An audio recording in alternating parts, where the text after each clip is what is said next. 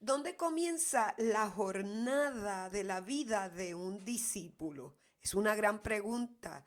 Y usted tiene que saber que esa jornada comienza con un encuentro con Jesús. Un encuentro que es apasionado, que es determinante, que marca un antes y un después en la vida de la persona que se encuentra con Jesús.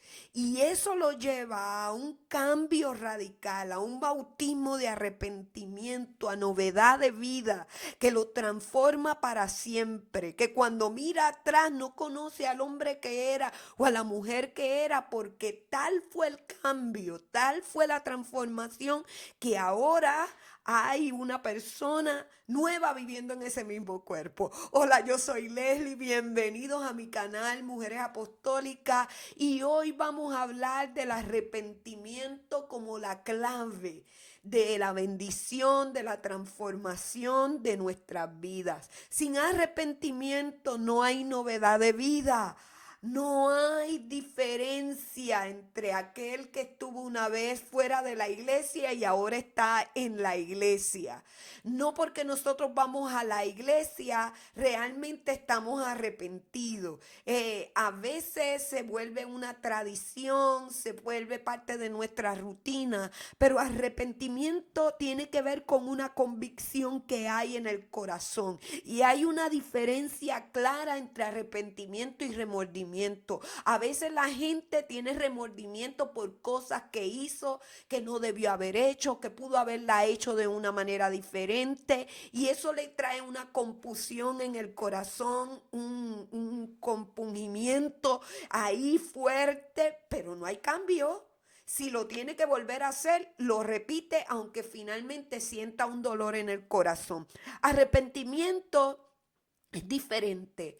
Cuando nosotros hablamos de arrepentimiento, hablamos de una vida transformada, de una vida cambiada. Recuerde que Judas entregó a Jesús, sintió remordimiento y terminó ¿qué? Quitándose la vida, ¿verdad? En cambio, cuando hay arrepentimiento, como fue el caso de Pedro, que negó al maestro, según el Señor se lo dijo, así sucedió.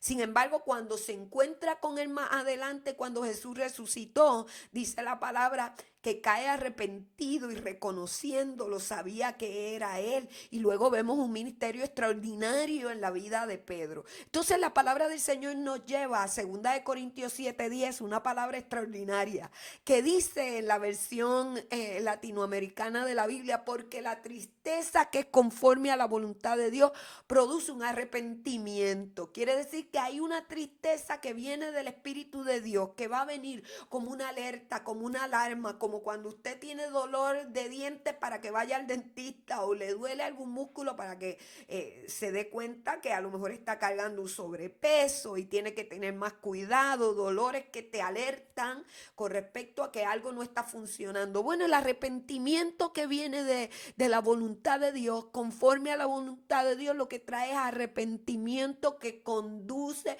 a salvación, sin dejar pesar, pero la tristeza del mundo produce muerte. Qué extraordinario esta porción de la Escritura. Hay otra versión de la Escritura que dice, el apóstol Pablo le enseña a la iglesia esto en Corintios 7:10, la tristeza que según Dios produce arrepentimiento para salvación, pero la tristeza del mundo produce muerte.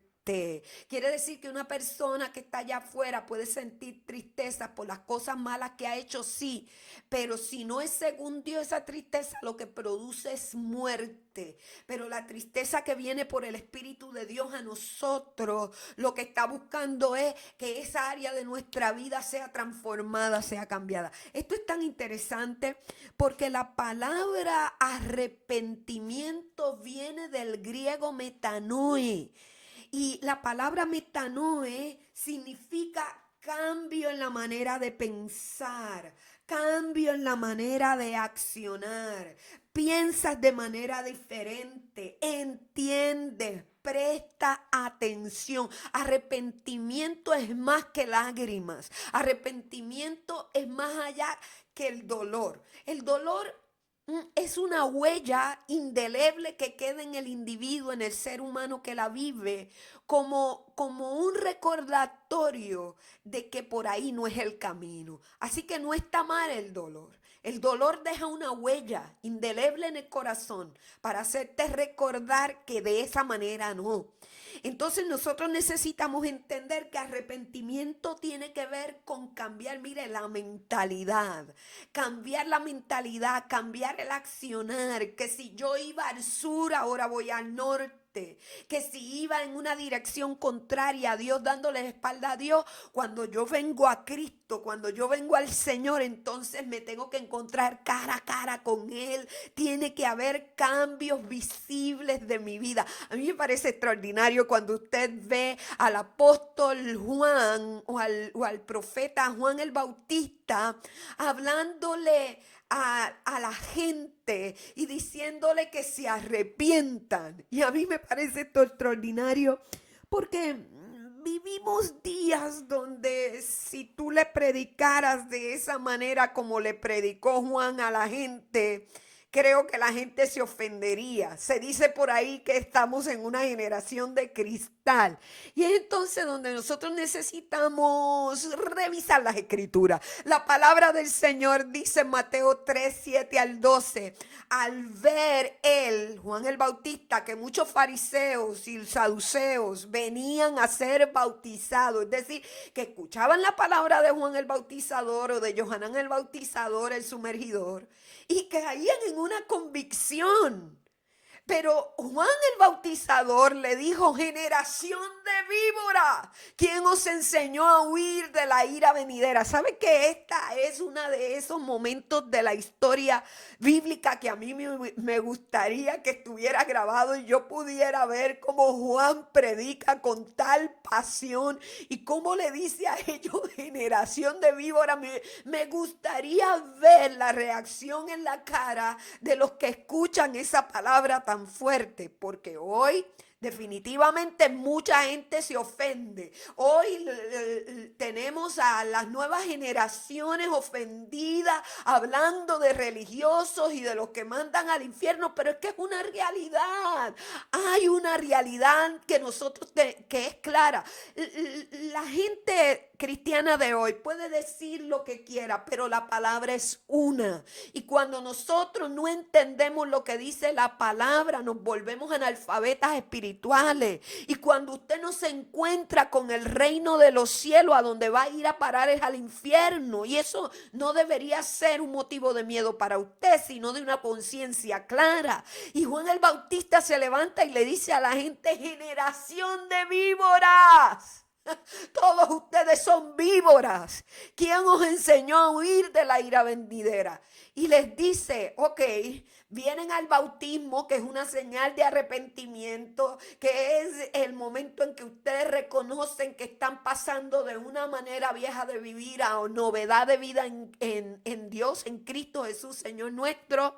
Pero ustedes tienen que entender que no es solamente pasar por las aguas, no es solamente pasar un domingo en una reunión, en un culto evangelístico y decir: sí, yo recibo a Jesús como Señor de mi vida, sino que necesitamos dar frutos dignos de arrepentimiento. Por eso nada es si un artista se convierte, la iglesia le hace fiesta solamente a los artistas que se convierten. Usted no ve la misma celebración cuando alguien de la comunidad se convierte, cuando un padre de familia que era alcohólico o drogadicto o estaba en una situación de fracaso matrimonial o de crisis económica, celebrado de la misma manera que se celebran a las celebridades y a los artistas de este mundo.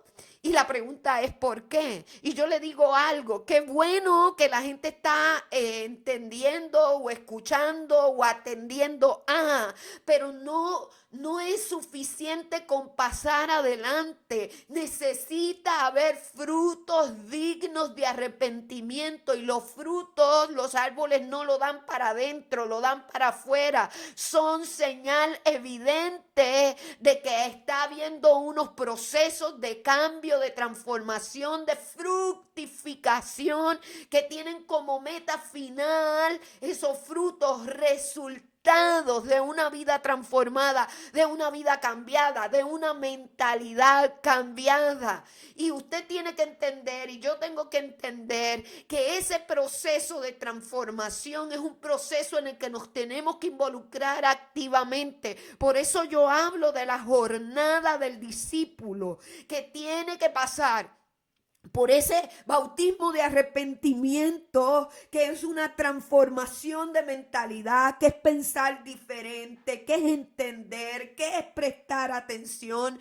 Y Juan el Bautista como Jesús predicaron el arrepentimiento. La palabra dice en Mateo capítulo 4 versículo 17, desde entonces comenzó Jesús a predicar, y lo primero que Jesús predica es arrepentimiento, techubá, es dolor, compunción del corazón, pero más allá de ese dolor y ese quebrantamiento primero que nosotros tenemos que tener, tiene que ver, mi amado y mi amada, tiene que ver con transformación de la mente, tiene que ver con cambios en nuestra manera de vivir. Si usted va a la iglesia toda una vida y no hay cambio, usted no ha hecho arrepentimiento. El arrepentimiento tiene que ver con cambio en mi manera, no solo de vestir, que es importante, sí es necesaria, es una señal evidente de que usted está siendo transformado. La manera como trato a los hijos, la manera como trato al esposo, como trato a la esposa, como trato a los padres, como trato al vecino, cómo me relaciono con las personas.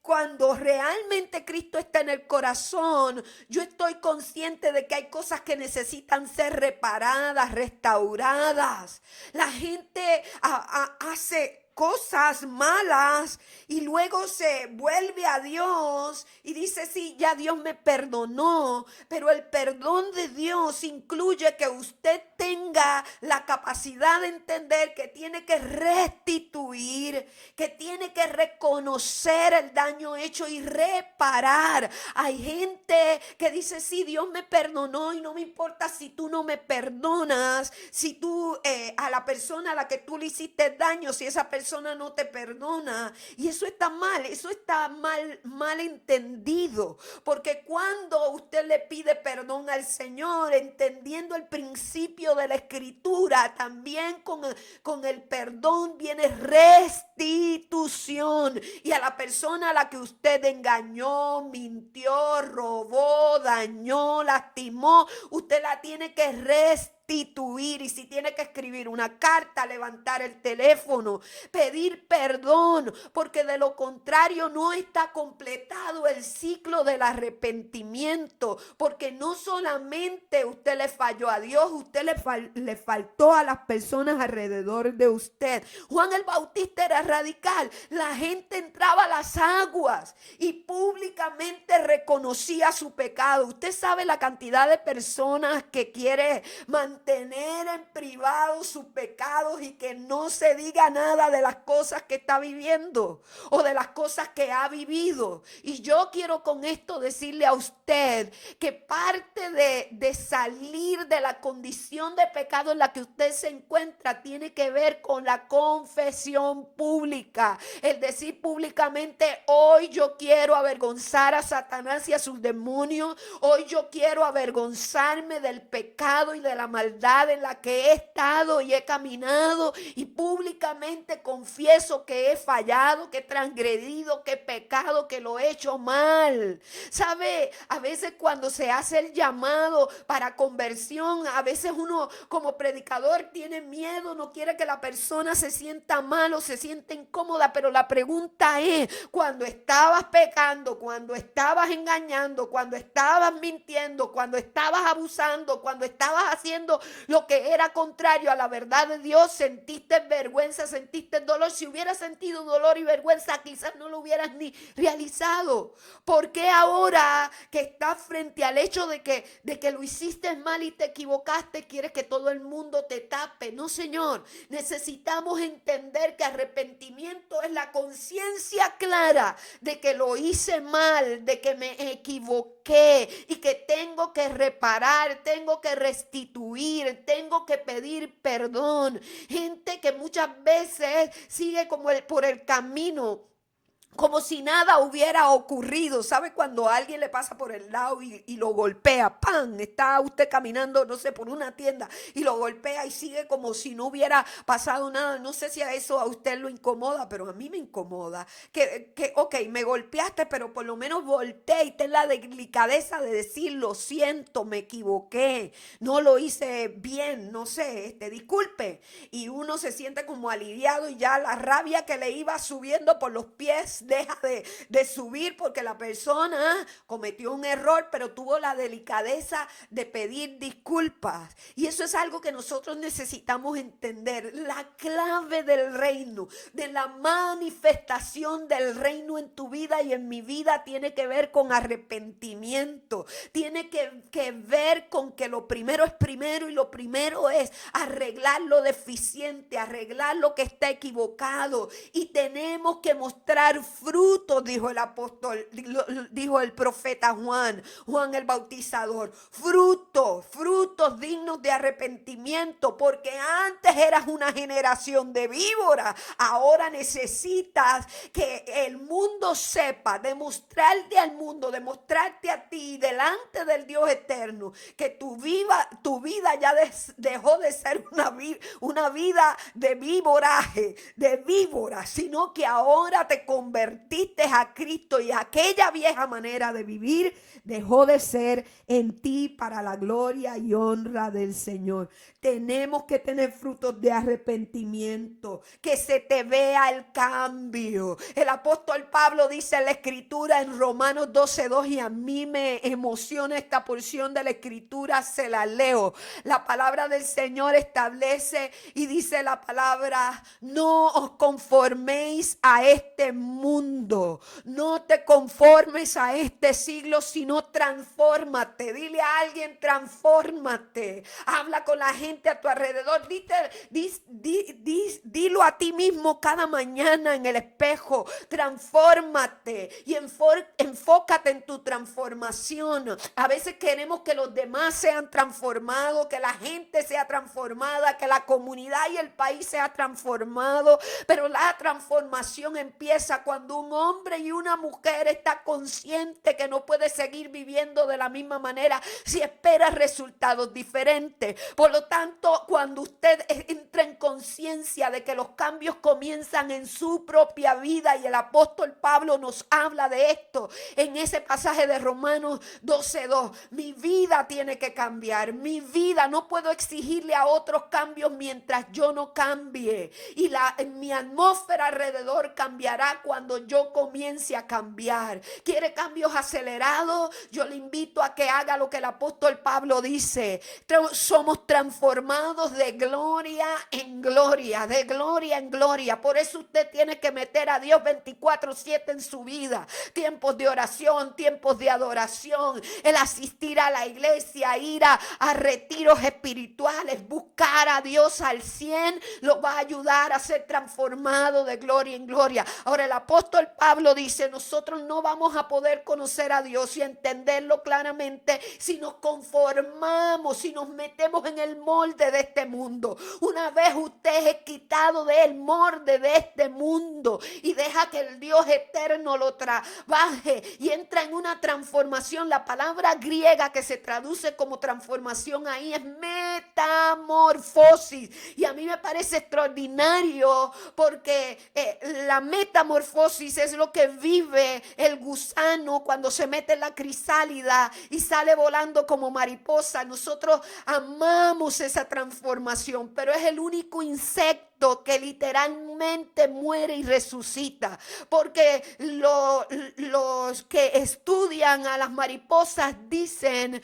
que todos los órganos internos del gusano son transformados, son movidos y puestos en lugares diferentes. Así que el cuerpo que sale de la crisálida no es el mismo que entró en ella. Así que cuando el apóstol Pablo elige la palabra transformación o metamorfosis para escribirle a la iglesia en Roma, está eligiendo una palabra intencionalmente para que la gente lo entienda. Y usted y yo tenemos que comprender que los discípulos de Jesús, no la gente que mira de afuera y que dice sí, yo creo en Jesús, porque quiero decirle que el decir yo creo en Jesús es un cliché de estos días y hasta los demonios creen y tiemblan. Cuando nosotros realmente somos discípulos de Jesús, nos vamos a someter a una metamorfosis.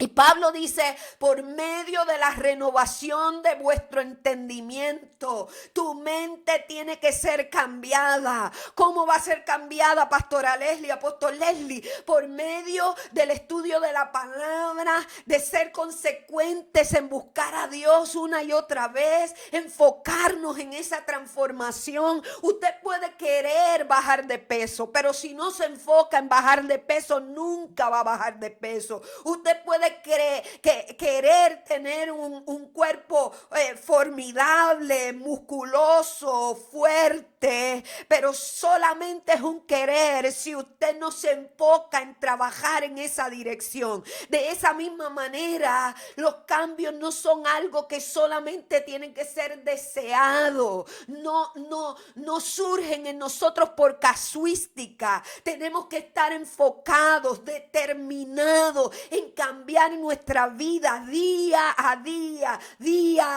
enfocados en esa transformación que viene del Espíritu de Dios, sí, pero hay una parte que nos corresponde a nosotros como parte de ese proceso. Nosotros necesitamos tomar la determinación de cambiar, y los cambios se notan. Cuando una chica va a la peluquería, usted nota los cambios. Usted me ha visto que a veces me recojo el cabello, otros me dejo los risitos, otros me paso la plancha y se me ve lacio el cabello, aunque es rizo, porque se notan los cambios, porque hubo un trabajo previo para que se notara el cambio. Si alguien va a la playa y se pone al sol, usted lo va a ver rojito, quemadito, con un color canelita diferente. ¿Por qué? Porque se nota el cambio, porque se expuso al sol y el sol le trajo un colorcito. Cuando usted está enfocado en transformación, en arrepentimiento, que es la clave para la vida en el reino, para ver bendiciones, para ver transformación, alabado sea el Señor en su vida, entonces eso se va a notar. Jesús le dijo a sus discípulos, mira qué extraordinario es esto, y a la gente que lo escuchaba. Desde entonces comenzó Jesús a predicar: arrepentíos, porque el reino de los cielos se ha acercado. El reino de los cielos es lo sobrenatural, el gobierno de Dios en nuestra vida, y esa vida sobrenatural de la que nosotros tanto hablamos y que puede estar a la palma de la mano. Dice en inglés que está a la palma de la mano, está cerca de nosotros. Cuando Jesús dijo que el reino se ha acercado, es que lo tenemos a la palma de la mano. Pero para que ese reino se evidencie, para que usted pueda ver el reino, pueda heredar el reino, pueda caminar en ese reino aquí en la tierra de los vivientes como discípulo del Señor, usted y yo tenemos que pasar por un proceso de arrepentimiento, que es transformación del pensamiento, de la vida misma. Porque cuando cambiamos nuestra manera de pensar, cambiamos nuestra manera de accionar. El arrepentimiento solo, mi amado hermano, es un trabajo que se queda a mitad. Es un trabajo dejado a la mitad. Es un trabajo mediocre. Entienda algo. Arrepentimiento tiene que ver con pedirle perdón al Señor, pero también con restituir, con reparar, con compensar. Así que si tú eres un discípulo de Jesús, yo quiero animarte a hacer esa llamada que tienes que hacer, a llamar a esa persona para pedirle perdón, a mandarle la carta que le tengas que mandar si no se lo puedes decir, a mandarle ese mensaje de voz diciendo: lo siento, lo lamento, me equivoqué. Si usted tiene que compensar porque pidió prestado y no devolvió el dinero, compense a la persona, devuelva lo robado, porque si usted pidió prestado y no devolvió, se convierte en un robo. Y usted necesita entender que arrepentimiento tiene que ir de acuerdo con el accionar. No te traté bien, no lo hice de la mejor manera, no lo hice de la manera correcta. Ya le pedí perdón al Señor, recibí la convicción en mi corazón de que Él lo hizo, pero ahora tengo que restituir contigo. Gente que se fue de una iglesia sin pedir perdón y lanzando barro y dañándose y llevándose gente, tiene que compensar, tiene que ir y tiene que pedir perdón y tiene que restituir el daño que ha hecho. Mi amado hermano, necesitamos tener una cultura de honor y necesitamos tener código como hijos del Dios Altísimo, como gente de reino. Necesitamos aprender que el arrepentimiento tiene que tener frutos que sean visibles, que acompañen tu supuesto arrepentimiento, y eso tiene que ser algo que nosotros tenemos que entenderlo. Cuando nosotros nos arrepentimos, ¿sabe qué pasa? Dios nos oye, dice su palabra. Dice la escritura, dice la palabra. Si se humillare mi pueblo, eso es arrepentimiento, sobre el cual mi nombre es invocado, y oraren y buscaren mi rostro y se convirtieren. Conversión de sus malos caminos. Hay una transformación de la vida misma. Entonces yo iré desde los cielos, perdonaré sus pecados y sanaré su tierra. Aleluya. Van a venir cambios. El arrepentimiento es la llave a la bendición. Y ¿sabe qué? Todos nosotros, todos, desde la que le habla en primer lugar hasta el último que pueda escuchar este video, usted y yo, todos nosotros necesitamos pasar por esos procesos de arrepentimiento, de cambio, de transformación de nuestra mentalidad para que se transforme nuestro accionar. Necesitamos vivir vidas cada vez más maduras, cada vez en mayor excelencia, perfeccionadas, crecidas, maduradas en Dios. Eso es ser un discípulo de Jesús. Y yo sé que esto te está bendiciendo a ti, porque me está bendiciendo también a mí. Estoy repasando cosas de la palabra del Señor contigo, para el nuevo creyente, para el que lleva años en la iglesia, para mí que tengo tantos años en el ministerio, y a mí me apasiona esta palabra, este mensaje, porque me hace recordar que papá tiene cuidado de nuestra vida y Él quiere lo mejor para nosotros. Él nos quiere enseñar, Él nos quiere instruir, Él nos quiere capacitar para que seamos mejores creyentes y sobre todo para que podamos ver el reino de los cielos en esta tierra de los vivientes. Así que te animo a continuar adelante en el nombre del Señor. Paz a ti, bendiciones.